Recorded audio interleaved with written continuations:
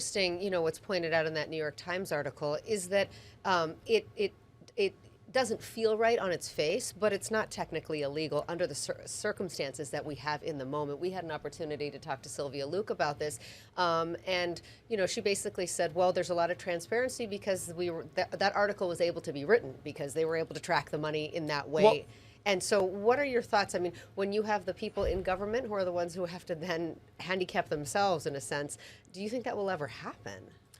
Well, it's only going to happen if they hear from enough constituents that tell them this has got to happen. I mean, so I think the lieutenant governor is right. Yes, that information is transparent, but it took the resources of the New York Times, the most well-resourced press organization in the country probably, to comb through all that data. Just because it's there in a big data dump doesn't mean your average citizen can make those connections. And so I think we do need these laws.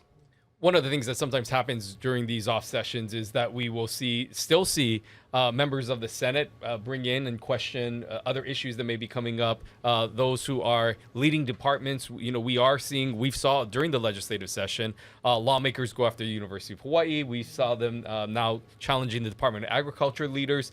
What do you expect from some of those? Do you expect anything happening there? And just the overall structure of the Senate and their demands at times to challenge some of these departments and how that relationship affects the relationship with the fifth floor. Sure. So first, I think the biggest issue lawmakers will be talking about off session is HECO, the future of HECO, whether it goes through bankruptcy, whether there's some way that the state helps facilitate some sort of bailout. The bills that dealt with that didn't make it through this session, and there were some complicated finance issues that we won't get into. But I think what is the future of HECO? That affects everyone in the state except for folks living on Kauai.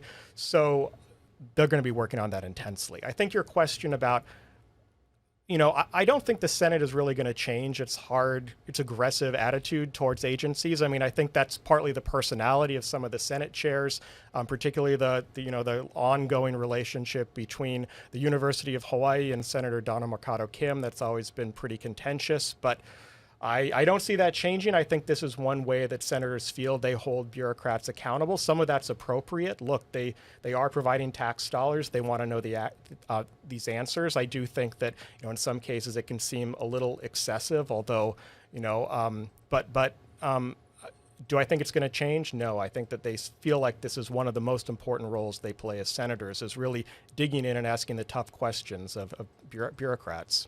I'm interested to know how you read the governor's response to Maui and how you think he's being judged on that. As lieutenant governor, he really sort of was at the forefront when it came to the COVID-19 response. As a medical doctor, of course, he had that advantage, and he led the vaccine program. He also spearheaded the Safe Travels program at the designation of Governor Ige. So that was something that he definitely ran on to become governor. Maui really is the test for him. And how do you think he has handled that, and how do you think the public perceives his handling of that? Yeah, I mean, you're right, and COVID was something that he understood well. I mean, as a medical doctor, he was more comfortable with that than I think that some of the challenges with Maui. But I think the public perception of how the governor has handled this has been reasonably good. I mean, I think that there are still ongoing challenges to get those the many families who still don't have housing in West Maui.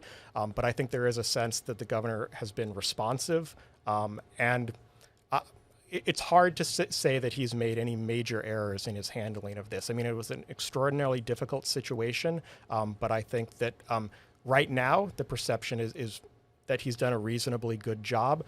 That may change in the future. I think the real test will come next year and the year after that, as these people become more and more frustrated with some of the lingering problems that are almost certainly going to appear.